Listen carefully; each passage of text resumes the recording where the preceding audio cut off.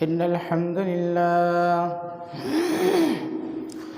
الحمد لله نحمده ونستعينه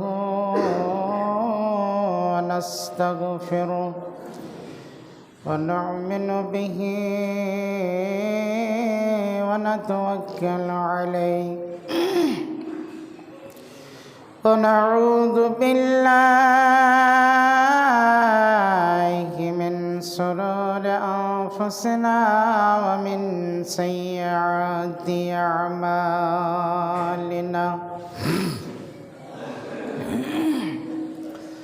من يهده الله فلا مضل له ومن يضلله فلا هادي له وأشهد أن لا إله إلا الله وحده لا شريك له وأشهد أن محمدًا عبده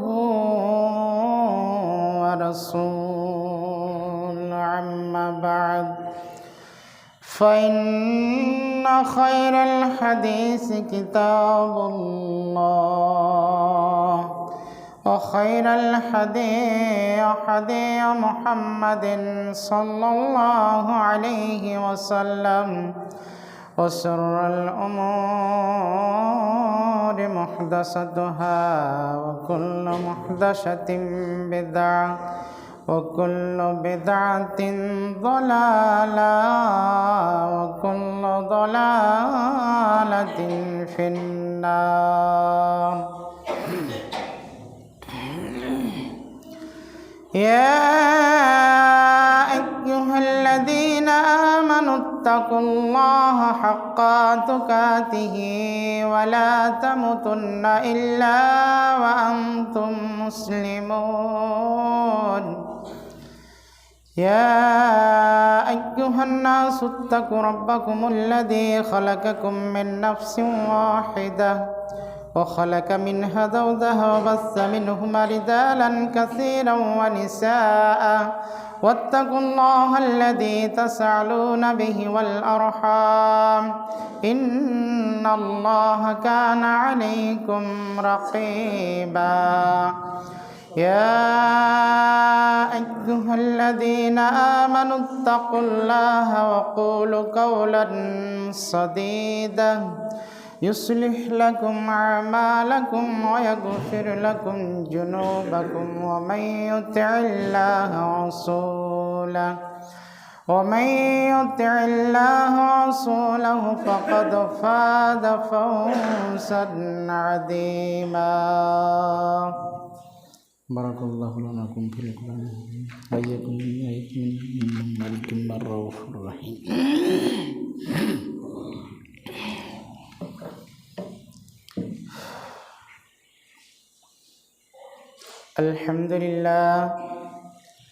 الحمد لله وحده والصلاة والسلام على من لا نبي بعد أما بعد أعوذ بالله من الشيطان الرجيم بسم الله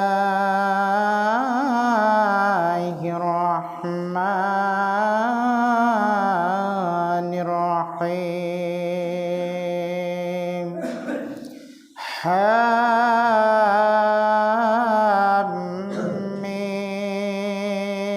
حميم والكتاب المبين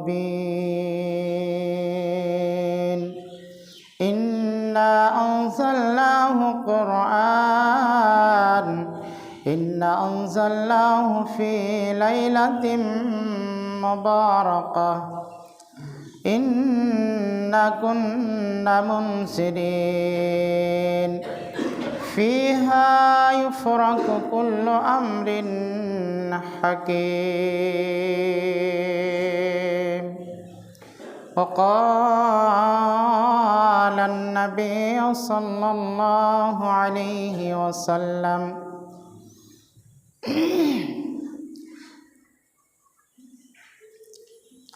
أم سلمة رضي الله تعالى عنها قال ما رأيت النبي صلى الله عليه وسلم يصوم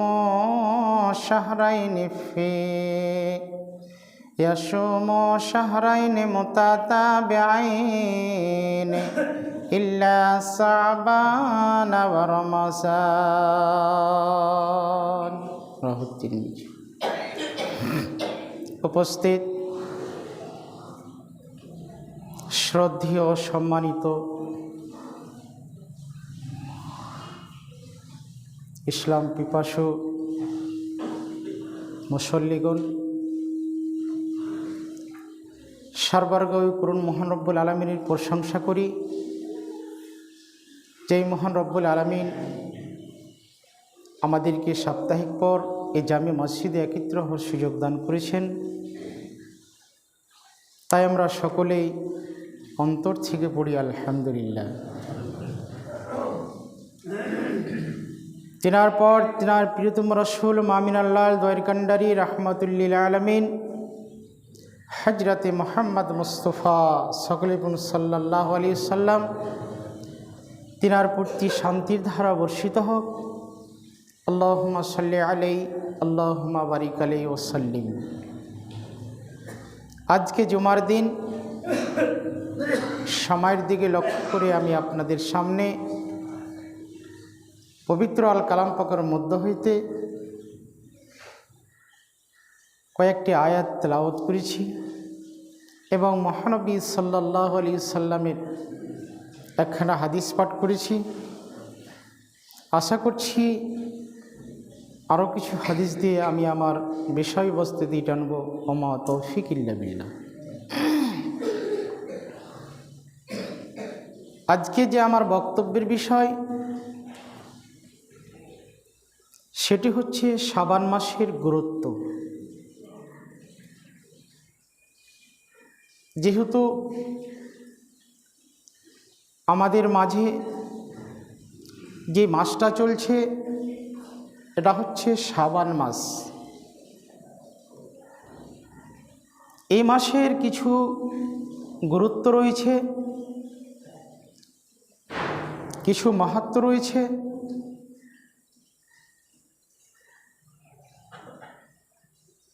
সেই মর্মে দু চারটি কথা আপনাদের সামনে তুলে ধরছি। আশা করছি কথাগুলো শোনার পর সকলেই যেন আমলে পরিণত করতে পারি। আল্লাহ রব্বুল আলামিনের কাছে দোয়া করি, আল্লাহ রব্বুল আলামিন আমাদের সকলকেই শোনার পর আমল করার তৌফিক দান করুন। আল্লাহুম্মা আমিন।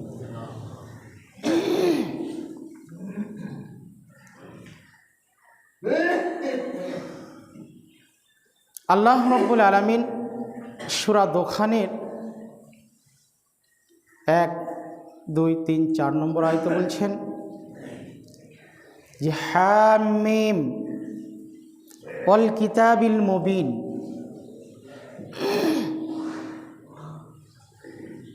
আল্লাহ রব্বুল আলামিন সুস্পষ্ট গ্রন্থের কসম খেয়ে বলছেন ওয়াল কিতাবিল মুবিন ইন্না আনজালনাহু ফি লাইলাতিন মুবারাকাতিন। নিশ্চয় আমি এটা অবতীর্ণ করেছি, নাজিল করেছি এক বরকতময় রাতে।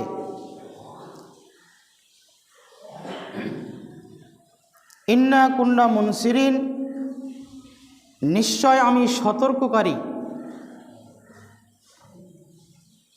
ফিহা ইউফরাকু কুল্লু আমরিন হাকিম, সেই রাতে আল্লাহ রব্বুল আলামিনের হুকুমে খুব গুরুত্বপূর্ণ বিষয় সিদ্ধান্ত নেওয়া হয়েছে, ফয়সালা নেওয়া হয়েছে। স্থিরকৃত করা হয়। অত্র আয়াত চারখানা থেকে আমরা স্পষ্টভাবে বুঝতে পারলাম যে আল্লাহ রাব্বুল আলামিন একটা গ্রন্থের কসম খেয়ে, তার নিজের কিতাবের কসম খেয়ে শপথ করে বলছেন যে ওয়াল কিতাবিল মুবিন, নিশ্চয় আমি এই কোরআনকে অবতীর্ণ করেছি, নাজিল করেছি এক বরকতময় রাত, যেটা হচ্ছে লাইলাতুল কাদার রাতে।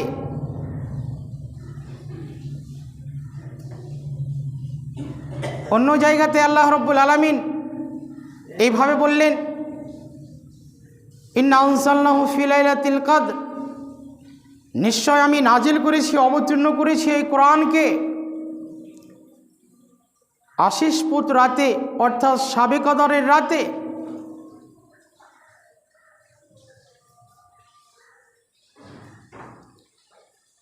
তাহলে অত্র আয়াতটি থেকে আমরা স্পষ্টভাবে বুঝতে পারলাম এই কোরআন নাজিল হয়েছে লাইলাতুল কাদার রাতে।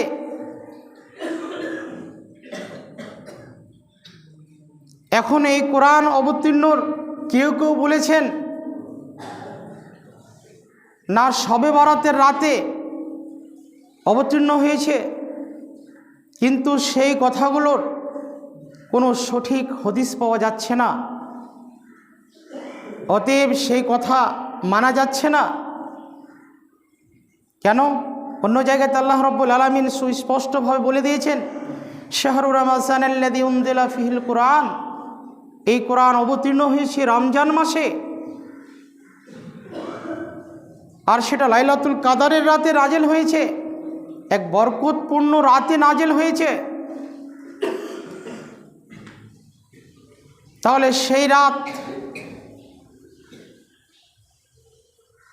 যেটা লাউহে মাহফুজ থেকে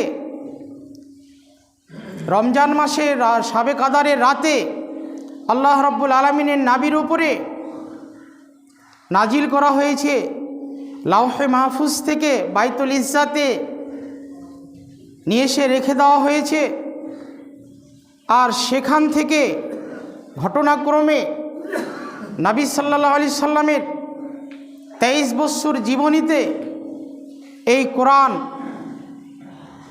কোনো সময় এক আয়াত, কোনো সময় দু আয়াত, কোনো সময় একটা সূরা, এই করে করে নাজিল হয়েছে। এটা স্পষ্ট। কিন্তু সমাজে কিছু ভাই এটার ব্যাখ্যা নিয়েছে যে শাবে কদরের রাতে মানে বরকতময় রাত, মানে শাবে কদরের রাতকে নেওয়া হয়েছে, কিন্তু তাদের ধারণা ভুল। এবং এই কোরআন অবতীর্ণ করে দেওয়ার কারণ যে মানুষকে সতর্ক করে দেওয়া হয়েছে, মানুষকে জানিয়ে দেওয়া হয়েছে এই কোরআনের ভিতরে নিষেধের আদেশ আছে, যেটা করতে হবে তারও আদেশ আছে, যেটা করতে হবে না তারও আদেশ আছে। অতএব কোরআনকে আমরা যারা সঠিকভাবে মেনে নেব, সঠিকভাবে পড়ব, জানব, তারাই লাভবান হব। আর যদি আমরা কোরআনের অধ্যয়ন না করি, এই কোরআনকে না শিখি, তাহলে আমাদের জীবনটাই ব্যর্থ হয়ে যাবে। যাই হোক, আল্লাহ রাব্বুল আলামিন 4 নম্বর আয়াতে যেটা বলছেন, ফিহা ইউফরাকু কুল্লু আমরিন হাকিম, এই রাতে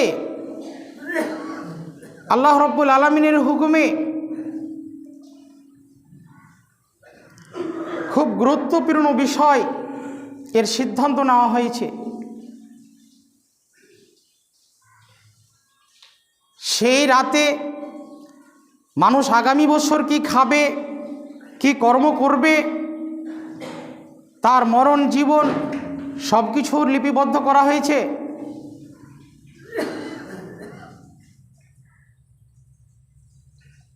তাহলে আমরা এই শাবান মাসের গুরুত্ব সম্পর্কে কয়েকটি হাদিস আপনাদের সামনে আমি তুলে ধরছি। যে ইসলাম ধর্মের অনুসারে এই শাবান মাসের যে গুরুত্ব, এই শাবান মাসের যে মহত্ব, চন্দ্র মাসের যেটা হচ্ছে 9ম মাস, যেটা হচ্ছে রমজান মাস,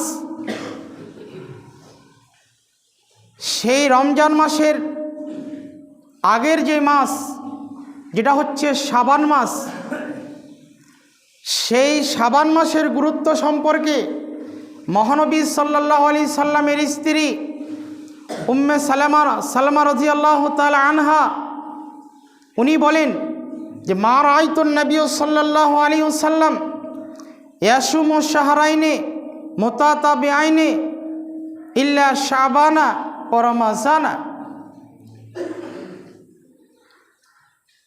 যে আমি রাসূল সাল্লাল্লাহু আলাইহি সাল্লামকে শাবান এবং রমজান মাস ছাড়া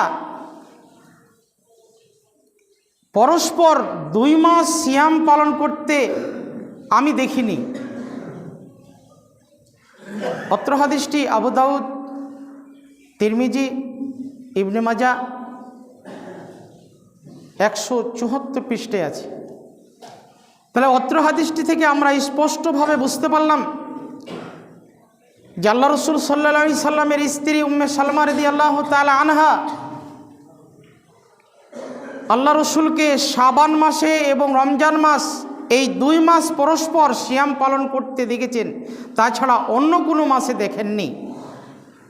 তাহলে এই মাসের গুরুত্ব বোঝাতে গিয়ে আয়েশা রাদিয়াল্লাহু তাআলা আনহা, নবী সাল্লাল্লাহু আলাইহি সাল্লামের অন্য স্ত্রী আয়েশা রাদিয়াল্লাহু তাআলা আনহা উনি বলেন যে রাসূল সাল্লাল্লাহু আলাইহি সাল্লাম শাবান মাসটা পুরো মাসটাই সিয়াম পালন করতেন। অত্র হাদিসটি বুখারীর প্রথম খণ্ডে 264 পৃষ্ঠায় আছে। তাহলে অত্র হাদিসটি থেকে আমরা স্পষ্টভাবে বুঝতে পারলাম যে এই মাসের গুরুত্বটা কত। যে আয়েশা রাদিয়াল্লাহু তাআলা আনহা বললেন যে আল্লাহ রসুল সাল্লাল্লাহু আলাইহি সাল্লাম শাবান মাসটা পুরো মাসটাই সিয়াম পালন করতেন। এই শাবান মাসে রাসূল সাল্লাল্লাহু আলাইহি সাল্লাম বেশি বেশি করে সিয়াম পালন করতেন। এর কারণস্বরূপ ওসামা বিন যায়েদ রাদিয়াল্লাহু তাআলা আনহু বলেন যে একদা আমি রাসূল সাল্লাল্লাহু আলাইহি সাল্লামকে এর কারণ সম্পর্কে জিজ্ঞেস করলাম। আমি রাসূল সাল্লাল্লাহু আলাইহি সাল্লামকে বললাম যে আল্লাহ রসুল, আপনি যতটা শাবান মাসে সিয়াম পালন করেন ততটা অন্যান্য মাসে সিয়াম পালন করেন না, তার কারণটা কি? তখন রাসূল সাল্লাল্লাহু আলাইহি সাল্লাম তিনার উত্তরে বললেন যে এটা হচ্ছে এমনই একটা মাস যেই মাসটাতে মানুষ এই মাসকে বলে ভুলে থাকে, এই মাসকে বলে মানুষ উদাসীন হয়ে থাকে। এটা এমনই একটা মাস যেই মাসে বান্দার রিপোর্ট মহান রব্বুল আলামিনের নিকটে পৌঁছানো হয়, উঠানো হয়। তাহলে আমি পছন্দ করি যে আমার রিপোর্টটা যেন সিয়াম অবস্থায় আল্লাহ রব্বুল আলামিনের দরবারে উঠানো হয়। তাহলে অত্র হাদিসটি থেকে আমরা স্পষ্টভাবে বুঝতে পারলাম, এই মাসের গুরুত্বটা বুঝতে পারলাম যে এই মাসের গুরুত্ব কত, এই মাসের মাহাত্ম্য কত। যে সারা বছরের রিপোর্ট প্রত্যেকটা বান্দার আল্লাহ রব্বুল আলামিনের দরবারে উঠানো হয়, পেশ করানো হয়। আপনি সারা বছর কি আমল করলেন,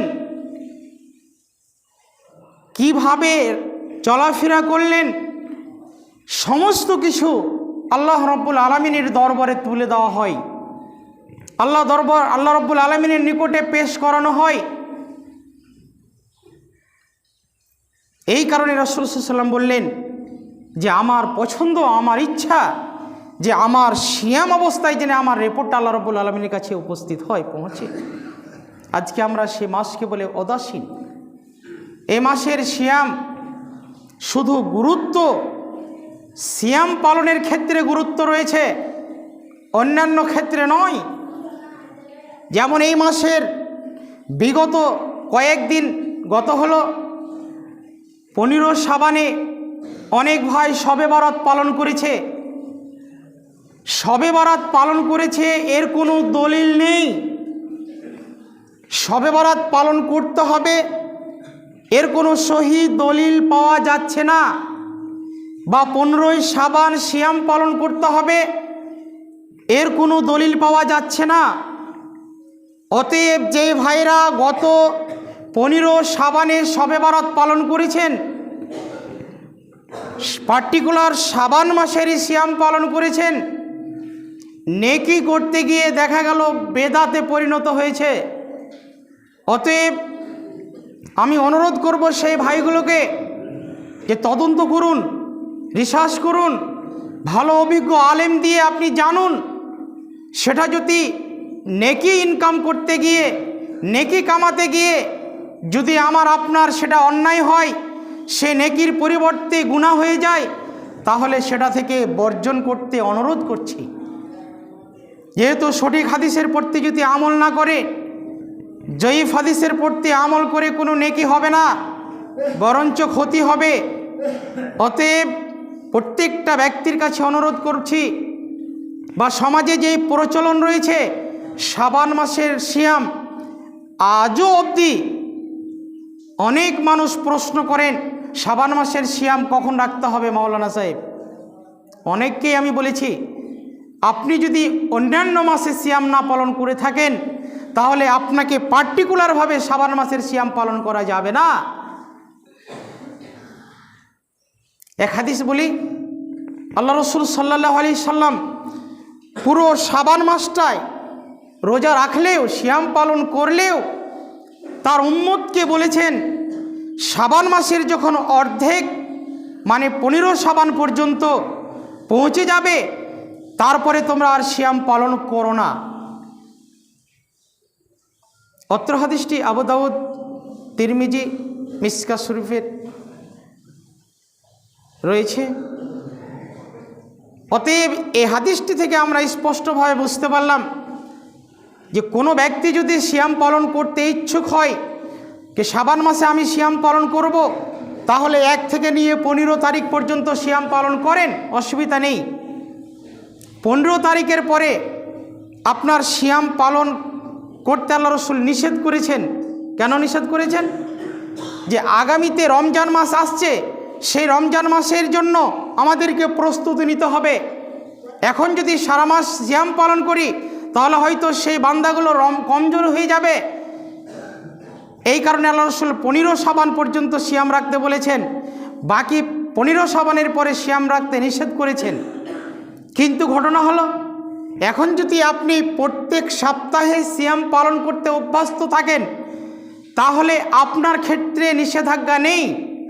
কারণ এক হাদিসে পাওয়া যাচ্ছে, আবু হুরায়রা রাদিয়াল্লাহু তাআলা আনহু থেকে হাদিসটির বর্ণনা, রাসূল সাল্লাল্লাহু আলাইহি সাল্লাম বলেন যে বান্দার আমলগুলো প্রত্যেক বৃহস্পতিবার এবং সোমবারে আল্লাহ রাব্বুল আলামিনের নিকটে পৌঁছানো হয়।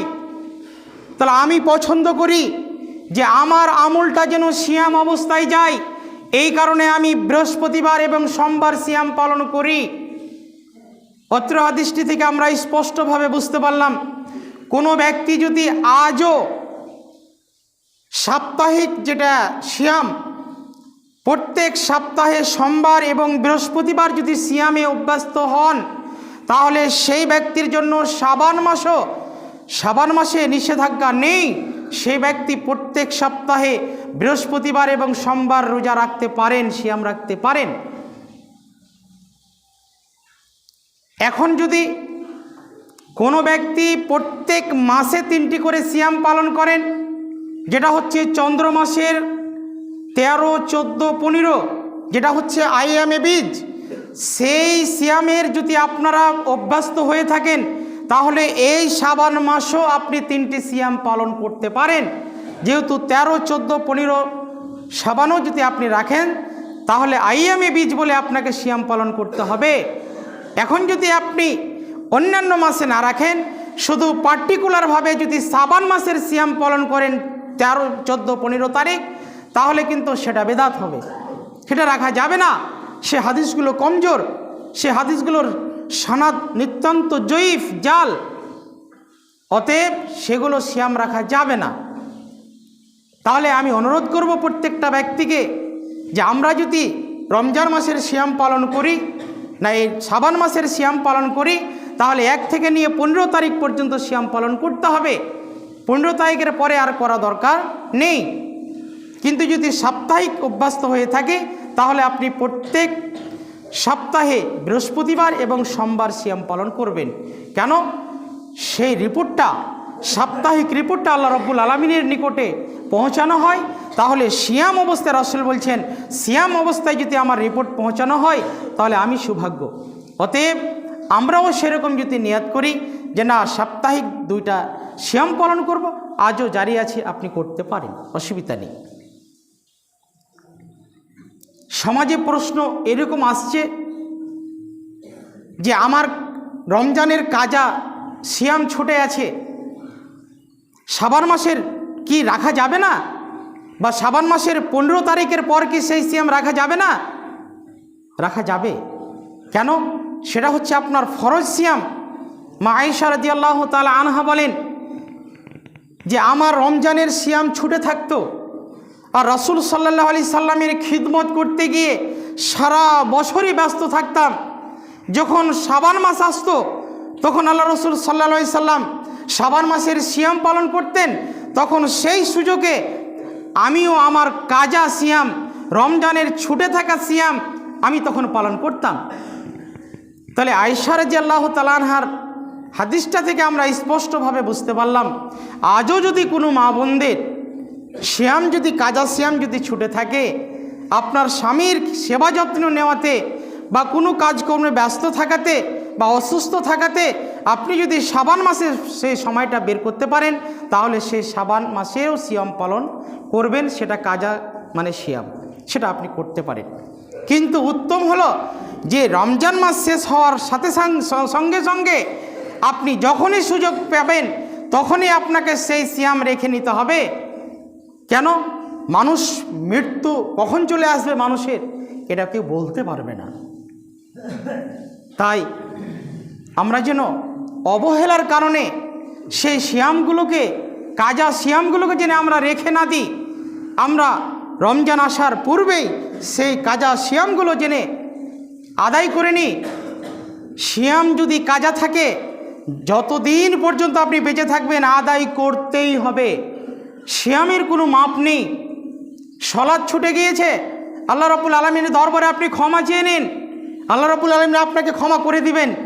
কিন্তু সিয়াম যদি ছুটে থাকে, কাজা হয়ে থাকে, তাহলে ফরজ সিয়াম আপনাকে আদায় করতেই হবে, বিকল্প কোনো রাস্তা নেই, করতেই হবে। তাহলে অবহেলা করে অলসতার কারণে আমরা যেন কাজা সিয়ামগুলো ছেড়ে না দিই। মা বোন, বিশেষ করে আপনাদেরকে বলছি যে যদি রমজান মাসের কাজা সিয়াম ছুটে থাকে তাহলে শাবান মাস হলেও, বা ভাইদেরকে বলছি শাবান মাস হলেও কোনো কাজা সিয়াম যদি থাকে তাহলে সেটাকে আদায় করে নিতে হবে, এটাই বাস্তব।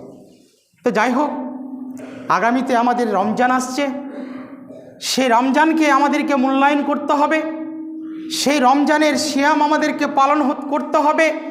এই কারণে প্রত্যেকটা মুসল্লির কাছে, প্রত্যেকটা বাবাজি ভাইজির কাছে আমি অনুরোধ করব, যিনারা এখন পর্যন্ত সলাত আদায় করছেন না, এই রমজান মাস আসবে তার কারণে আপনি হয় সলাত আদায় করবেন, কিন্তু তার আগেই আপনাকে বলছি এই রমজান আসার আগে আগে আজকে থেকে আপনি সলাত আদায় করতে শুরু করেন।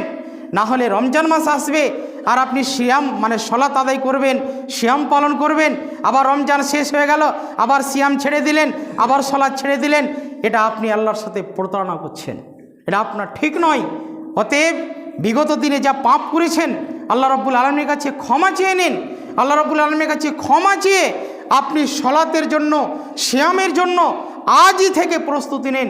আল্লাহ রাব্বুল আলামিনের কাছে দোয়া করেন, আল্লাহ তোমার দরবারে কাতর স্বরে বলছি, বিগত দিনে যা পাপ করেছি, অন্যায় করেছি, আল্লাহ রাব্বুল আলামিন তুমি আমাকে ক্ষমা করে দাও।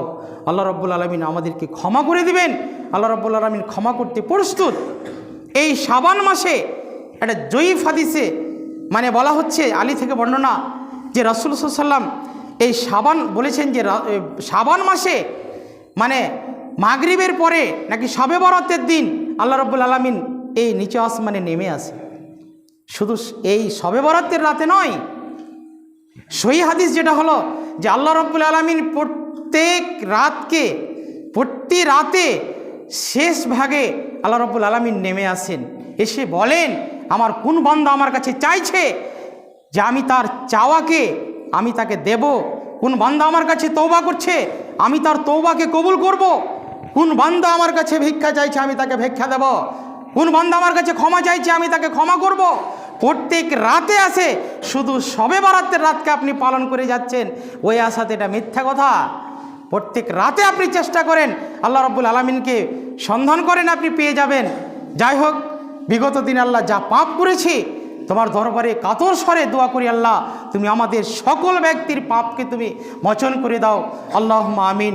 আল্লাহ রাব্বুল আলামিন তোমার কাছে দোয়া করি, আল্লাহ রাব্বুল আলামিন যারা অসুস্থ হয়ে আছে মাবুদ, এখনও এই জামাতে অংশগ্রহণ করতে পারেনি, জুমা পড়তে যেতে পারেনি, আল্লাহ তুমি তাদের অসুখকে তুমি ভালো করে দাও, আল্লাহুম্মা আমিন।